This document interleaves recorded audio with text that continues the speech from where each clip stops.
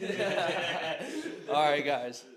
Welcome back to the Hustler's Diary, episode 4. Yeah. Today we're here with Atif Muhammad. Yes. How are you guys? doing well. How are you? Good. Thank you guys for having me. Thanks for having us here at your place, man. Yes, Thank yes. you. Thank you. His beautiful house. Right Yeah. here, as you guys can see.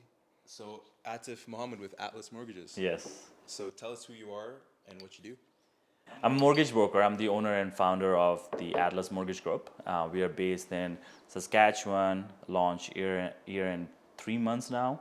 We launched in Alberta 7 months ago, and we just launched in Ontario last week. Congrats. Yeah, thank you. Congratulations. Last week? Yes, yeah. So we're growing there too. So it's been good. I actually came from a banking side, so I was with one of the big fives for 8 years. Then I actually left that, became a broker, another brokerage, and then I started my own not too long ago. Yeah. What were you doing on the banking side at that? I started with teller. I was a teller first. Like I was actually a casual teller too, not even full time. So yeah, teller first, became a banking advisor, financial advisor, and then I became a mortgage broker with them, or mortgage specialist. And then after 11 months, I realized that it wasn't for me, because the thing is that with the bank, you just have one product. I know mortgage brokers says that a lot, like, oh, there's one product, but it is. So it is like, client goes out there and they come back to you, they're like, Atif, I found this rate and that product that is better than your bank. So you feel like, you're not working for your client because you just have one product, right? So for me, that was kind of bigger thing. And being in Saskatchewan, Regina, relationship matters a lot to us, and we want to make sure we take care of our clients. Mm-hmm. So after that, I was like, I have to look at maybe doing something else. So then I became a mortgage broker. Okay. So, what do you mean by one product? So, like, I know mortgage brokers because you have access to different lenders. Yes. So, is that what you mean by like the one Yes. product? Yeah, because then we have one rate and then one mortgage type, right? Yeah. Not every client wants the same mortgage like from that one bank. Some person wants to break the mortgage fast. Okay, what things can you do, right? Someone wants to have a cashback mortgage. There's a lot of things that you can do if you have so many products in your hand. You can actually work for your client. So we don't get paid from the clients, right? Like we don't charge client unless it goes to a B deal or private deal. But any A deals that stays with us, we don't charge client. So what that means is bank pays us. But the biggest thing is we go find the best product. So they have to give us the best rate and the product for the client because they're competing with so many banks, right? So they're competing with all the lenders. So now we go work with the lender and give it to the client. So that basically you're actually working for your client, right? And when you say that actually means it because you're not going with one just because you're working for one. Now you have 30 different one or plus 30 we have, and they'll fight and they'll give us the best one. So we always work for our client. That's awesome. Well, awesome to hear that. Taking a step back, like, what's your background? How did you get started? Like, very successful, very young. What's your upbringing? Yeah, so that's again. I was in Ontario. I grew up in Ontario. Came from Pakistan when I was almost 16. We went to Milton, Ontario. Lived there for 3 years. I started realizing that was too expensive, right? Like for me, I really wanted to. For some reason, I just wanted to buy a house. That was one of my thing. And I talked to my parents. For us, where we from, like you don't leave home till you're married. Even after you get married, you stay home. So for me, talking to my mom when I was 19 that I want to go to live in Regina to my cousin, she was like, "What's wrong with you? Like, why would you want to do this?" The only reason I did it is because it was my cousin actually showed me the option of you have 10 minutes you can drive, you can go to school, you can work, and you can actually buy your property or start doing something with your life. In Ontario, being in like Milton, you would do one thing and that's it. So that was like my thing was, okay, I want to do something else with my life. So moved to Regina when I was 19. Then after that, I started working for the bank, one of the big bank. I started with them as a teller. And from there, it was just like I always, for some reason, and that's one of the thing is like I've done the training 7 whys that find out why that you want to do or why you did want to do something like this. Like what was the reason? I just couldn't find it first, right? Like it's just I didn't know. It was something about me that I always wanted to do other things than just working full time.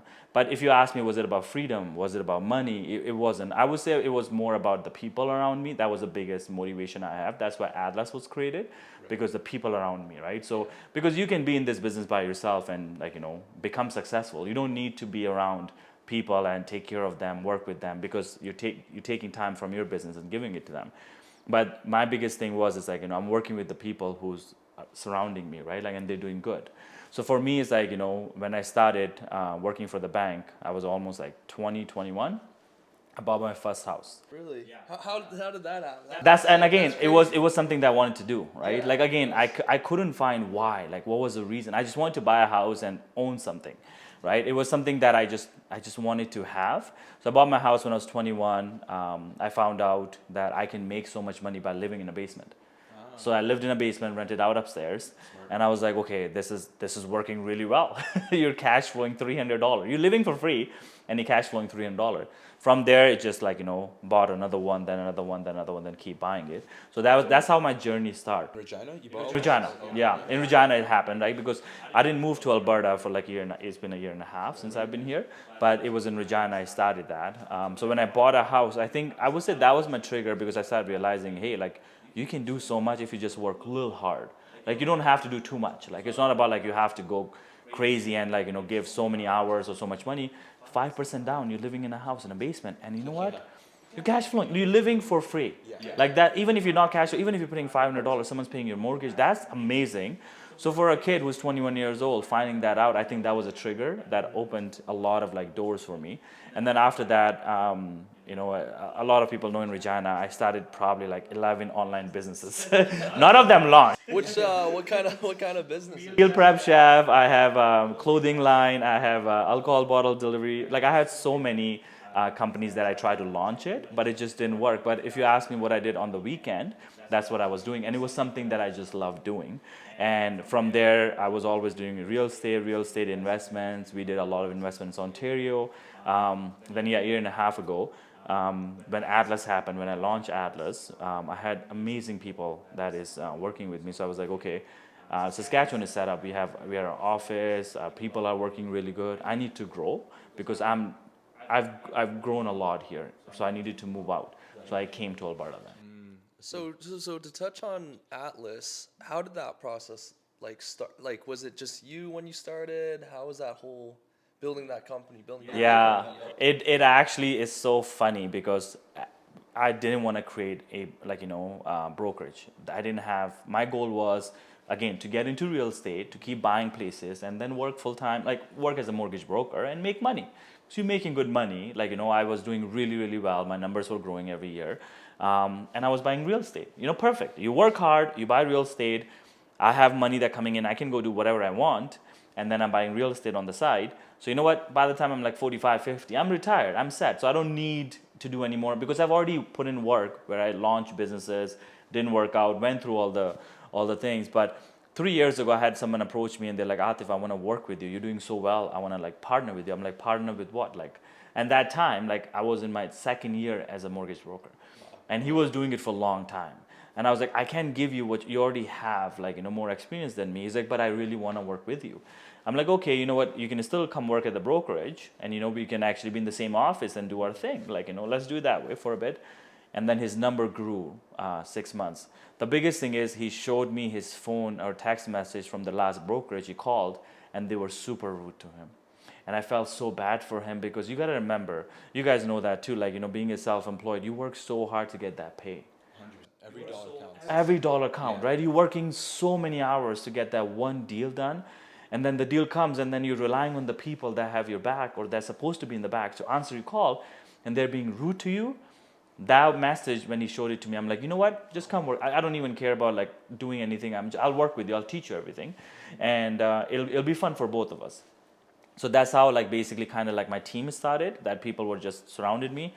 Then the biggest hit happened when my best friend decided to leave his work, and he was a project manager. He's like, Atif, he comes to me, he's like, I hate my job. I'm like, but you're making good money. You don't want to you don't want to leave your job and come to this side, because it is tough. It is a self-employment job. If you decide to come to this route, the one thing's going to happen is, you're not going to get paid for 6 months to a year. So I don't know if you want to get into this. And especially being best friend, it's going to be tough for me to like, take you to the boss and employee side, because if you come and work with me, I'm going to tell you something and you have to do it. So it's tough. And he's like, trust me, he's like, just give me a chance, let's work together, and let's see what we can do. And so he came board, and he basically was so stressful for 6 months, because changing him from working full time, getting paid, to not, I learned a lot about like, how to like train people, how to do it. Even if you can train your best friend, Yeah, 100%. You train anyone. train anyone. And then second year, he did so well. He called me and he's like, Atif, like, I did this and this is how much I made. But you know what? Not that I love what I do. Yeah. And that was the most beautiful thing that I felt, because I was the reason that he did it. And then me and him started talking, and he's like, Atif, if you do so well, why don't we just create our own brand where you just like, we just do our own thing, because we're working for someone else. We're just doing our own thing. Why don't we just create our own brand? So that's how Atlas was created. Oh, he's still my best friend. He's still like, like the biggest thing is that's what like makes me so happy. And then after him, I had like, a lot of other people came approach me, like Adam. Love these guys. Love these guys. If you ask me why, if you do what you do, again, we do so well. Like I do so well of doing what I do as a mortgage broker, right? Like I have full-time staff member. I do good numbers. Again, do you need to open a brokerage? Personally, I say no to people. The reason is, unless like there's the why is a really good reason why you want to do it. Yeah. If you don't do it, because focus on yourself. Personal growth is the one thing that I focus a lot on. Like I like to go, like I hire coaches all the time. Right. The reason is because people pay attention all the time to other things. It looks nice to own a brokerage, to own a brand and all this, but seriously, it's nothing unless you have good people around you. So that's why for me, it's like, I have like Adam, Bao, like Uzair, like, I have Karan. I can name all of these guys. And if I call all of them and they will listen, but not that, they will call me and they'll be like, Atif, I did this. And that makes me so happy. Because yeah, I can make money, but if you're doing with people and they're doing it because, and you're one of the reason, what else you need? I think it's the why factor, and it's also like the lifestyle you want to live, right? Because if you open a brokerage, like I'm sure you're always on calls, always have the mentor, right? Yes. Stressful. Audit. Yeah, exactly. That's the worst, because you want to make sure everyone's doing the right way, right? And again, you can't even get mad, right? Because to anyone, because people are hunting, people are looking for business. Your goal is to be there, support them, take care of them, and make sure they're in a right place. So when audit happens, things like that happen, you want to make sure that you have their back and they don't make mistakes. Because accountability. Exactly, right? Because again, they came to you, they left their job, like, they're not getting paid. The last thing you want to do is call them, be like, okay, why are you not getting the signature or date on the right time? So for me, I make sure they're protected by protecting everything they're doing around, and then make sure they're doing the right thing for the people, right? Yeah, because the relationship in our business is the biggest thing that people need to believe in, right? Like the relationship comes first, you take care of your people, and then you go to a business side where you want to make money. But if you do good to people, I'm telling you, money will follow. Always, yeah. It's the value and the service you provide. Exactly, right? That's why for us, if somebody comes in and get a pre-approval, they will get 18 videos till they get possession. I remember you, I remember you saying 18 that. videos, right? And the reason we start doing all this little tiny thing in our brokerage is to make sure that when someone comes to our door, when we have a Zoom or phone call, I'm telling you, you cannot tell them everything. You cannot teach them everything. It's impossible. So our goal is, once they come, even they talk to us, they leave our door, they get to know, okay, what is first-time home buyer? What is purchase plus improvement, right? So what we'll do, what is closing cost? What is the deposit? Yes, we'll try to give them as much as we can on the first meeting, but what if they leave your door? Do they still getting something from you in the back to make sure they're still learning, right? So that's our goal, is when somebody comes in, they go and they're looking for a home, we make sure that when they're looking for a home, they're learning stuff in the back. So we have 4 CRM system we use in the back. Wow, Crazy. 4. Yeah, all of the clients that I've sent over to you, they're always, talking good stuff about you because of all the videos we get. So you have a team in Regina as well, and then you have a team. You just started your team in Alberta, or it's been a year and a half? Alberta has been 6 months. So we are 4 of us in Alberta. As I said, we just launched Ontario. We have about 5 brokers, but I'm just starting with 1. Our goal is to just slow down, and then, because a lot of my brokers are new, they just started within a year. So what I want to make sure is they are successful before we go further. Because I'm seriously trying to I get applications at like once or twice a week.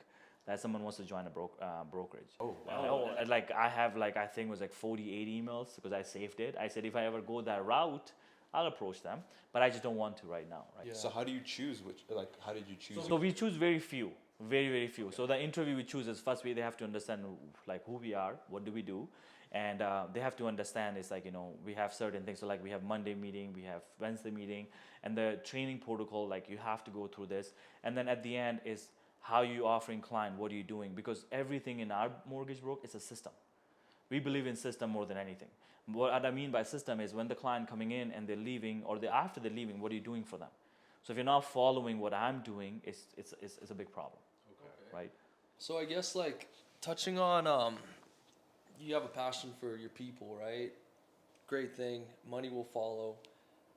What challenges have you experienced, if any, with people? Like, has it all been smooth going? It's not. It's not. I'm not gonna lie about that. The expectation is the one thing that you want to set up front. A lot of time, that's what I mean. The reason is expectation is I start realizing is, yes, I want to give everything to my people, but then there's a limit.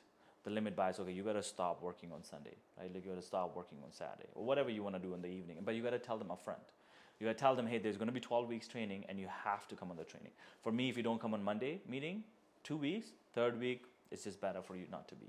So my expectation was, because when I started new, I didn't know, right? So I left from the other brokerage, and then I started Atlas. 5, 6 of them actually followed me, and like, you know, we started Atlas, right? Okay, perfect. Atlas is created and all that, but there was no expectation because I'm always here, and that was the worst you can do as the owner. Why? Because again, people are sitting there, they are stressed out, they need you and stuff. But when you set up expectation, hey, you have to come on the Monday meeting, you have to do this 12 weeks training, I want you to finish all this, and I want you to follow this program. But when you don't have it up front, that's the biggest problem, because, you know, Sunday 7 p.m. you're sitting and you're just getting a call, but you got to help them because you didn't tell them. It's not their fault, it's your fault. Yeah. Why didn't you tell them up front? Why? Because what we do when we start brokerage like this, all realtor office, all this I heard all the time is they don't know, they just start and they just want to hire people, but they don't tell them, hey, like, it's going to be tough. Yeah. Right? 100%. It's going to be tough. You have to understand, I have life, I'm here, but you got to do this many hours. You got to put in hours with me.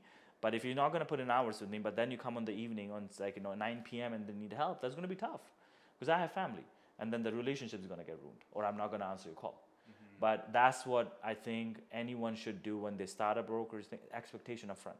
So mine is, if you come right now, I have a full interview process. I take them through two different interviews, and then have a last Zoom call where I'll be like, okay, this is my expectation. So if I like you in the 2 Zoom meetings, then I'll be like, okay, let's go. That's that's great, like to be able to set that up. But what would you say, like, advice wise, if you were to put yourself in someone else's shoes, or maybe when you're younger, like the mindset shift, right? Like not everyone has that expectation. Like what kind of I guess advice would you give to overcome adversity and overcome, like, setting the bar high? Because I think a lot of people, when they start this journey of, like, chasing something, they're not there yet, right? Yeah. So how do you shift your mindset? It seems like you've always had that mindset. You want to buy a house. Yeah. But do you have any advice? Have you worked with anybody in your group where when they started you were like iffy about them, but now they've leveled up, I guess?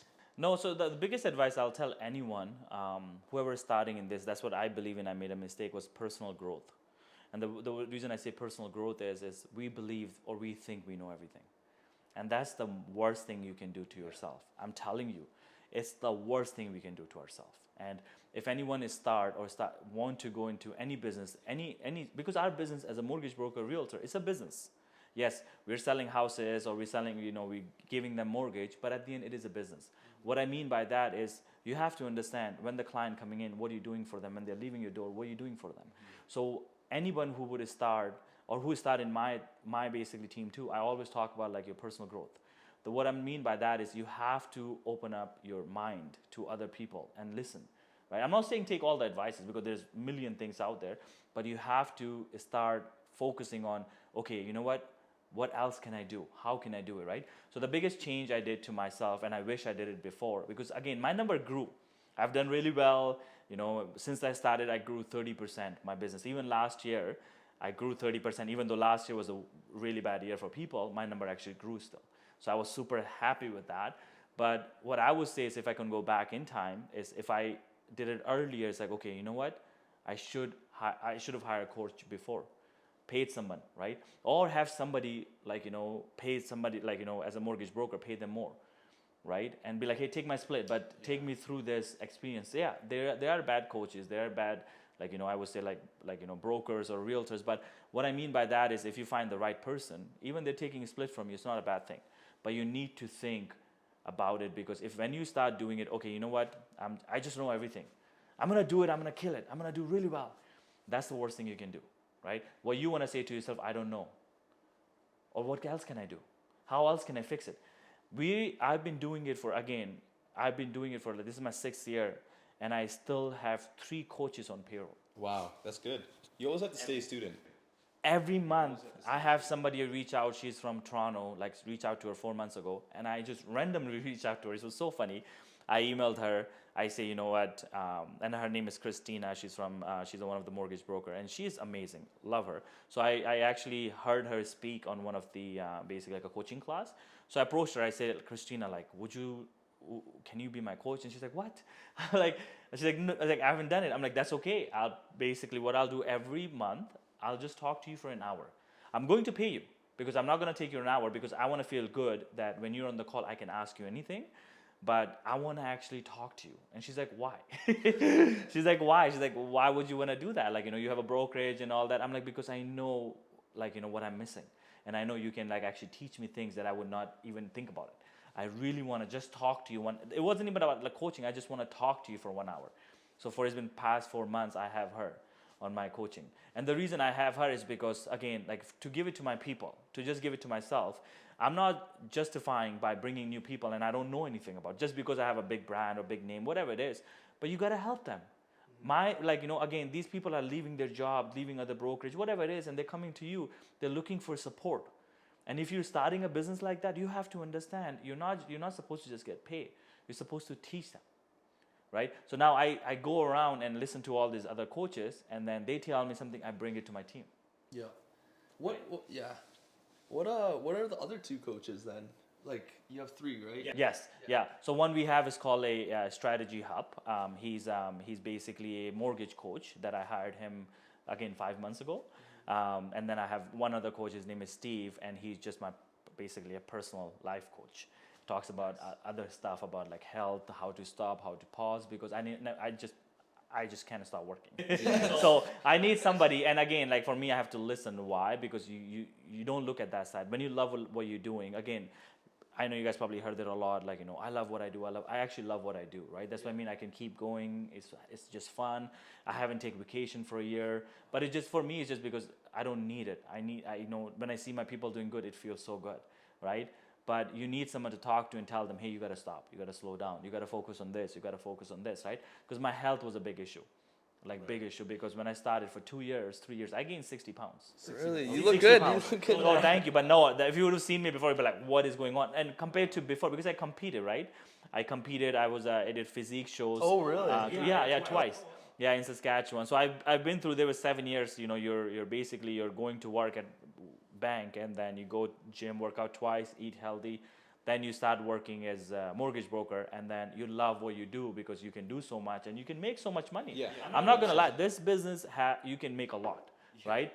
And you realize, hey, you can make it, so you leave everything behind, like your health, your life, and you work 12, 14 hours, but then after 2 years you realize, hey, like, you skipped everything else. So if you could go back again, would you just tell your old self, hey, still focus on the health, Yes. and the money will still come? Money will come. Take time off. Yep. I tell my brokers, take Sunday off, take Saturday off, go out. Do not be working 7 days. Don't do, like, because if you're going to look at me as an example, that's probably the most stupid or dumb thing you can do. It's true, right? Because again, I'm not saying, like, yes, like, working hard and stuff, but we pay attention so much on working hard, work 12 hours a day, but that's not the right way. Because it's so wrong. I don't believe it. But I grew up in Regina, Saskatchewan. I lived there all my 20s. And I'm telling you, every person I've talked to who was surrounded me, they loved and they believed 12 hours of work. That's how I want to do. I want to work. So we were always competing. You wake up at 5, I wake up at 4. Yeah. Somebody's waking up at 3. And we did that, I'm telling you. And everybody, like, and that's what crazy. we were doing. Yeah, that's how we competed, because when you working out, gym, going to the gym, compete. Okay, I'm going to compete too. You're doing a business, I want to do business too. So we were always competing and always want to do, which is good. I'm not going to say it's not bad, it's bad thing, but what I'm trying to say is, like, you got to have a balance. Right? Yeah. Like people like you guys are doing amazing. You guys are building a brand, building like your name, doing other things, because you guys understand that, hey, you don't have to work hard. You just have to work smart. Exactly. Right? That's where you guys doing really well now, because now I see all of you guys. I'm like, man, I wish I did it this way. Yeah. Because you don't have to work 12, 14 hours. You just have to work smart. What I mean by that is, like, if you can find ways to grow your business, grow yourself within 7 hours or 6 hours, why do you need to work 12, 14 hours? Exactly. You don't, and that's what I don't believe in. So again, if I hire any mortgage broker, I'm talking to them. I'm like, take a vacation in 2 months, like take weekend off if you have to, take Saturday off, Sunday off, right?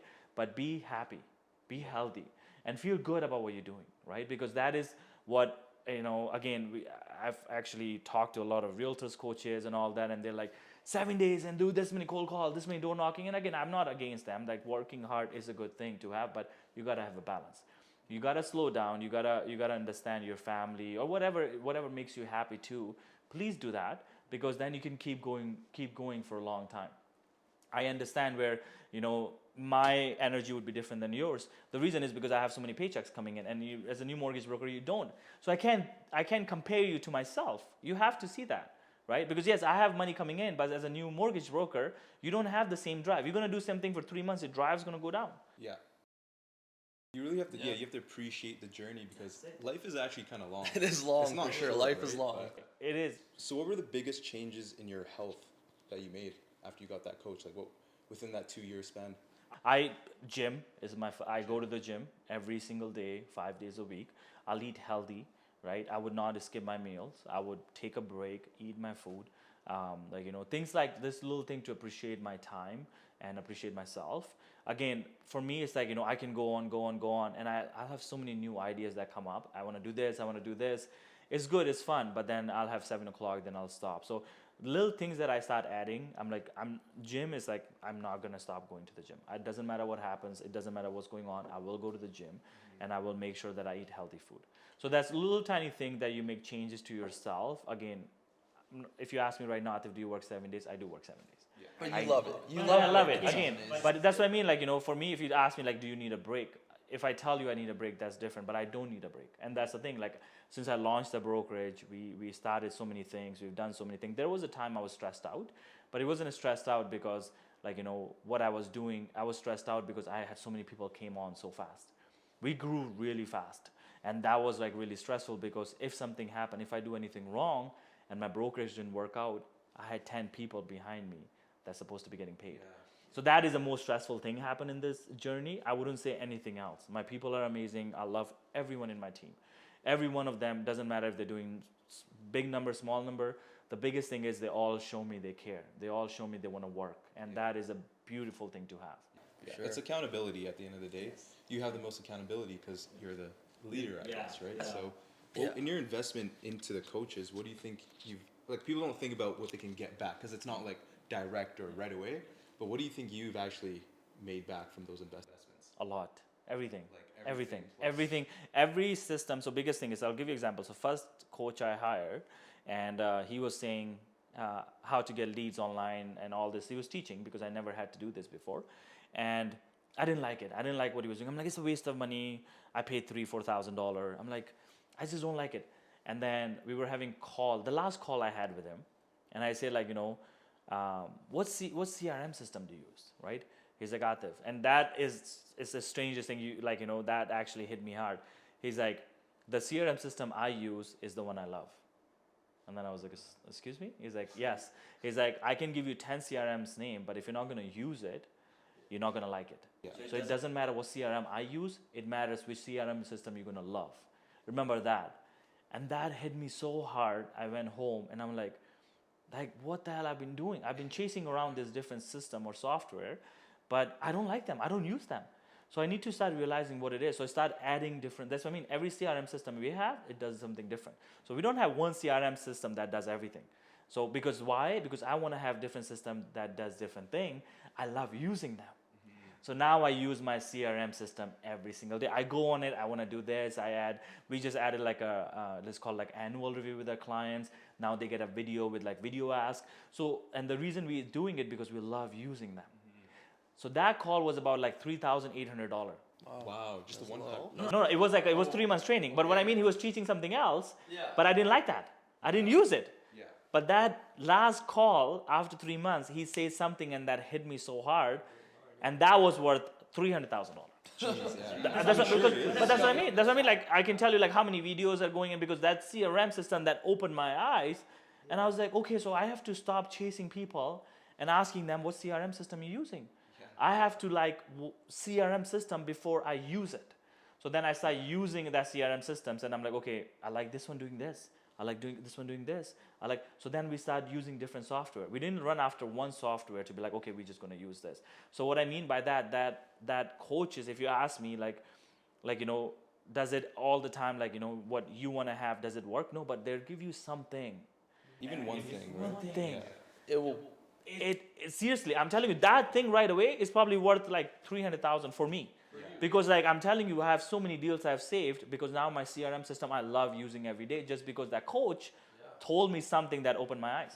That's crazy. I guess like I want to circle it back because you touched on like working for your people, and I want to touch on 2 points before we move forward. Health, right? What's your routine like now? Because we hear like you talked about 12 hours, 5 a.m. Like what does your day-to-day look like? You're still working 7 days a week. Yeah, so I don't eat till noon, and the reason I don't eat till noon. Are you up at 5 still? Oh yeah. I wake up at 5. First thing I do, I'll work out. It'll be like my cardio or gym. I'll do the first thing before I do anything else. Then I'll come to the office, and then we'll start working, me and Nina, and then we'll go till like 12, and I don't eat till then because the biggest thing is for me that is the time that I want to do creative stuff, right? I'm a business owner. I'm not a mortgage broker. Yeah. Like I know it sounds like, what do you mean? You are a mortgage broker. Yeah. I am really good at what I do because I have other things that going with my mortgage business. Exactly. What I mean by that is I make sure that, again, my clients coming in, what's going on with them? What are we doing with them? Because I have to understand, it's like I'm a shop. I'm any coffee shop you can imagine. So what I believe in is like if somebody walking in to buy a coffee shop, I don't want to give them just coffee. I want to make sure they're coming to buy a coffee shop, what service they're getting on the way, what things they're touching base on, what thing they're seeing when they're walking into the coffee shop. When they come to the coffee shop, till they get a coffee, how many times they see what? And then once they're leaving the coffee shop, how many people are saying thank you to them? And are they doing a good review? So I mean, what I'm trying to say is like, that's what, for me, is like when it comes to 5 to 12 in the morning, I just like to go. So I don't eat anything. And then at 12, then I'll take a break. I have my breakfast. Then from 12 till 8, I have my 3 meals. And then I stop eating. And you're just working from 12 to 8? 12 to 8, yeah. And I find it, so I do cold plunge every morning now. I don't know if you guys tried it. I started this 2 months ago. And I'm telling you, it's been amazing. Amazing. The first thing I'll wake up and like jump in the water, 5 a.m. It was so painful. It was so painful. Yeah. But then after that, it just became like, so easy, right? Because like the thing is like, if you can go and do that first thing in the morning, you can focus on your brain to like not think and just relax, the breathing. That is the biggest thing you can do, because when you wake up in our business, like you have 12 deals, 15 deals going on, what's going on, like what's going on? Everything's scattered. Everything is scattered. It's so hard to pause. It's so hard to stop because you're just waking up and you go, right? Yeah. So for me, it's like, you wake up, you're like, okay, I'll put my music on. I'll go sit outside for at least 3 to 4 minutes every morning. And that's my morning routine before I start my day. That's awesome. And you talked about you're not a mortgage broker, you're a business owner. Yes. That's a big part. Like people who join you, I think a lot of people who think like making money, entrepreneurship, like you're leveraging people to have them make you money, but you're really working for your people to, add value. And that's like, you got to take care of them, right? Yeah, but that's the thing though, right? Like again, I don't need Atlas brand. I know it sounds weird, but Atlas is nothing. Yeah. The reason Atlas is strong is because of the people is within Atlas, and the people is my people. Mm-hmm. So what I'm trying to say is like when my people do good, I feel good, and that's why I can keep going, because yes, it is a very lonely business. Very, very, like you can be successful by yourself. and then your drive goes up and down. Like right now, like I added more people in my team. How many people do you have all? Right now we're total 10. 10 right now, yeah. So right now we just added a couple more mortgage brokers, and I started realizing, man, these guys are doing AI that I would never think about. So these guys actually motivate me, because I'm serious, I'm not gonna lie. If it wasn't for them, I wouldn't go around and do that many coaching, because for my mind is I want to give these people more. So trust me, the reason I'm doing more and more and more because of my team member, not because of me. Yes, I love what I do, but it makes you motivate because you see one of my team members doing this. Oh, I want to do this. I want to do this, right? Like, so again, it is, if you look at that way, like because of them, my numbers are growing. Yeah. Because if it was a lonely business, I would get out and I'm like, I wouldn't have the same energy, right? I have to go fast because I have a guy who's closing 9 million in a month. What did you do, Atif? How did your mortgage broker in a year, in like not even 8 months, is closing 9 million in a month? Wow. Yeah, and I was just like, I was looking at his number and he was so happy. And for as a mortgage broker, like, or as a boss or as a leader, I supposed to be doing more, So that kind of gets you. Technical difficulties. The camera overheated. I guess we'll just start, like, because off camera we were talking about investments, like, so, yeah, if someone with no money, they're saving up 10 grand. Yes. What would your advice be to them if they want to, like, multiply? Yeah. Biggest thing I would say is, like, first thing first you have to pay attention to is your living expense. So first you got to lower that. So let's say if you're living at home, it's a different situation. I would say you go ahead and invest money into a pre-sold. So I made money in like pre-sold condos. So if your living expenses are basically free, right, or very small. But now if you're living somewhere where you're paying like $1,500, $2,000, what I would say is buy a place and live in a basement. As a single person, like that's what I would do the first thing. If I were getting into it back again, and that's what I did, but that was the best thing I did to myself, because I'm telling you, my upstairs people were paying my mortgage, and I was living free. With more. And then I rented out the basement room too. So then I was making $600 cash. I was making $800 cash flow. But you're living in a house, and again, in Regina, the house was only $210,000. So because Regina houses, and you can get a nice bungalow for that. But that was the thing I did, and I lived in a basement and I rented out upstairs. So I always tell people is like, if you can live at home, or if you're living like really cheap, I would say it's like go and get something that you're putting money, and you might not need a tenant, but you have to understand where you're injecting the money. That's where people like Alan come in place, and they'll teach you where to go invest money into, because what you're looking at is, let's say if I buy a pre-sold condo and I put like 5-10% in Calgary, that's what we're looking at. You buy a condo for $300,000, the possession is not happening for like 4 years. Now, again, from me, if you look at how many people are coming here, what's happening, 300 is going to be worth 350 in 4 years. Yeah. Again, if it's not, let's just, the worst thing happens, it's not, you can move in. If it's not, you can rent out. You can do a lot of things with that place when it happens, but at least you don't have a rental to worry about. You don't have to worry about mortgage right now. You just get a pre-approval or approval from the lender, and then you just go to and buy a condo. But you're waiting. You're waiting. So now your 5% hopefully triple. And if it does triple, you take the money out. And you know what? Most of the condos, guys, I don't know if you guys know, but you can do an assignment. Before you even take possession, you can sell it. Yeah. So now if you 10 or 15K can makes you 45 or 60K, you take that money and now you can do more stuff with it. You can buy 2 condos. But now I'll be like, Atif, it's not that easy. It is. Why? Because you just have to know your locations. Yes. Sure. You have to know what locations is going to hit first, where it's going to get more money, why is it going to happen here. And then you take the money, you keep going.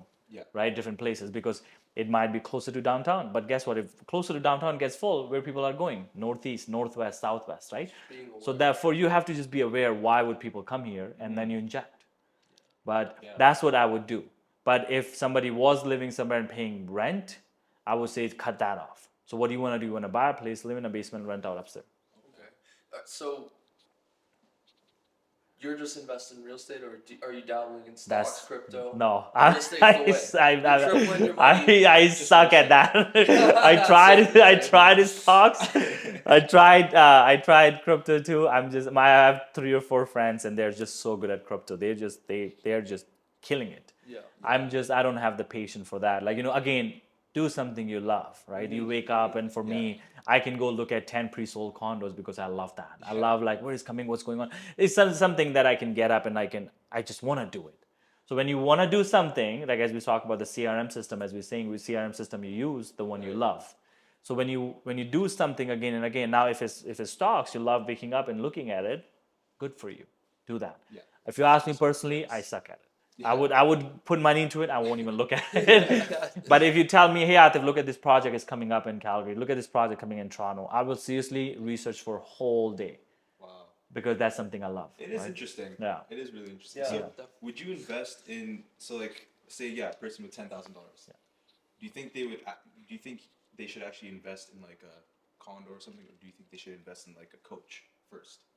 That's a good question. That's a really good question, actually, right? Like, it's again, where are you in life? Like, what are you trying to do? Let's say if you're entrepreneur, let's say take myself back in. If I didn't want to buy a house, didn't want to do anything, and if I knew what I know now, I would spend on coach. Coach, right? Yeah, Okay. I would spend on coach. Buying the Yeah, first because the thing is, again, biggest thing I want to do is, like, I actually have a sticky on my office, like, and I say every day I look at it. So if you talk to me 9 to 5 guys, like, hey, go for a coffee. As a friend, I would never go for a coffee with you.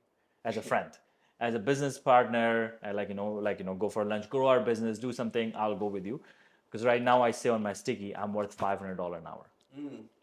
And I don't know if you know who Naval Ravikant is. no, Tech entrepreneur. He always says that you got to value your time. yes, Put a high number. It might even be absurd. I think you're worth $10,000 an hour. yeah, that's If it's not worth yeah, that yeah, hour, yeah. $10,000. Like he brings up examples like he doesn't do coffee, like you said, right? He doesn't even return stuff. He's like, if I'm gonna wait in line for 1 hour to return this, fuck it, I'm not doing it. But that's awesome. But that's how I am too, right? If you ask me during my weekdays, it's like, Atif, like, do this, I would not do it. Like, because I know what my worth is, and that's where I spend my money.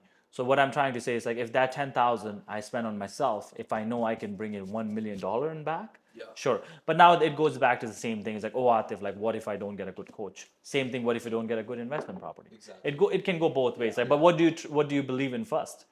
Right? Do you believe in yourself first, or do you believe in a location? Yeah. No, that makes sense. Right? If you believe in a location first and you don't believe in yourself, 100% go with the investment. Yeah. But if you know yourself that, hey, I can take this coach and I can find a good coach and I can take this coach advice and I can make myself a $10,000 an hour. You know what?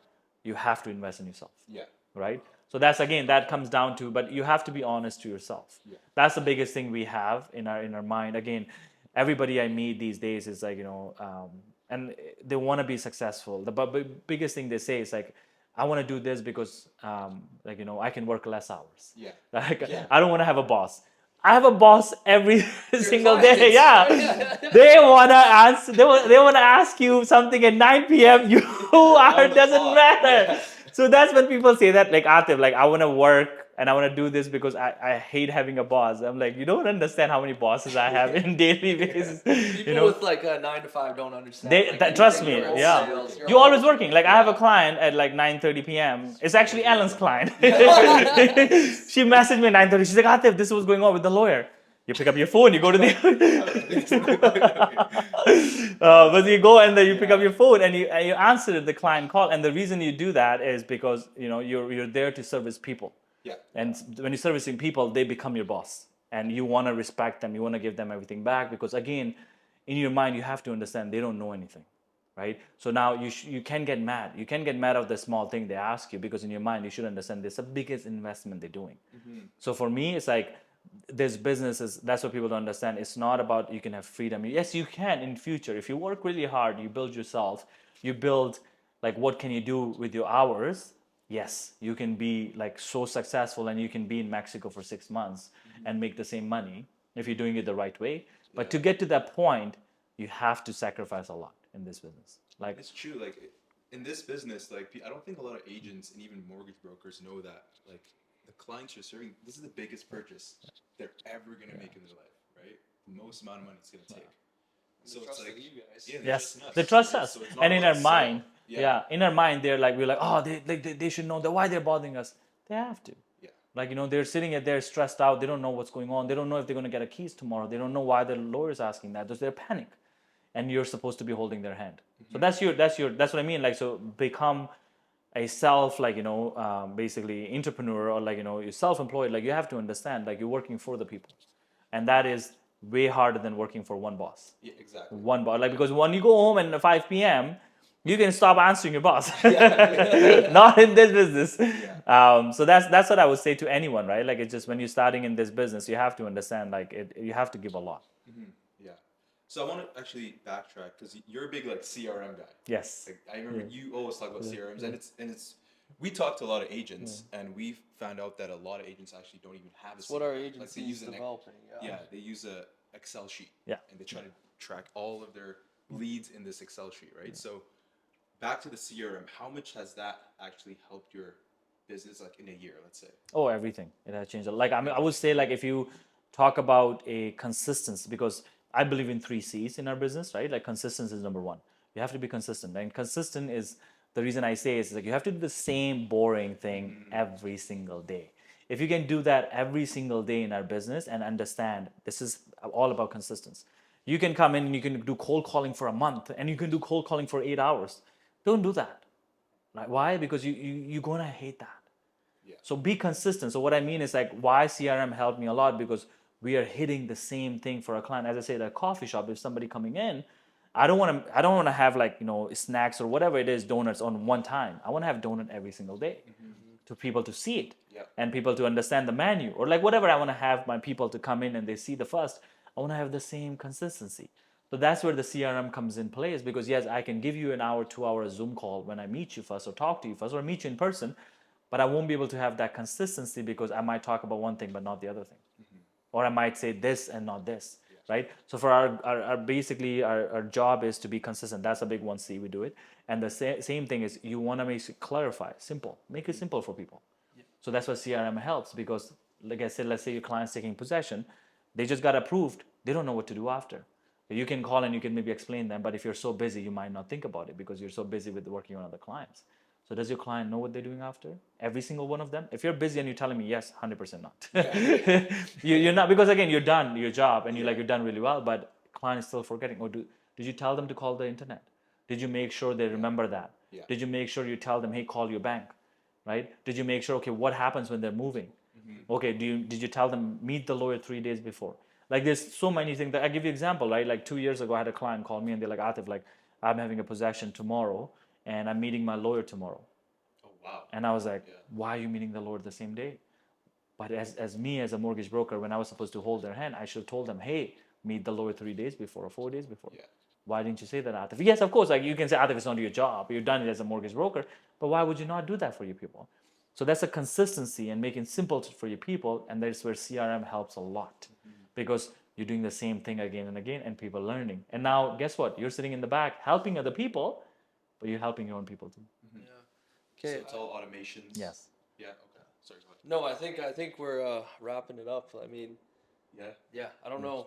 We don't want to take too much of your time. Oh, I know. Of course, I know. We'll definitely have another podcast together. But we always end the podcast with 7 seconds or less. Hustler's Diary.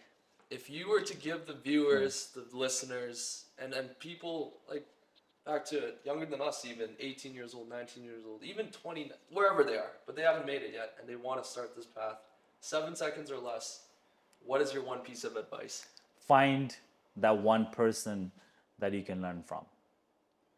And that is the biggest advice I'll give it to anyone. Find that one person and understand you don't know everything. And that's where we get lost, because we think we just know everything because we're looking at online, we're looking at all these things. So find that one person and just follow them or listen to them and make sure you're doing it the right way. So that would be my biggest advice in this.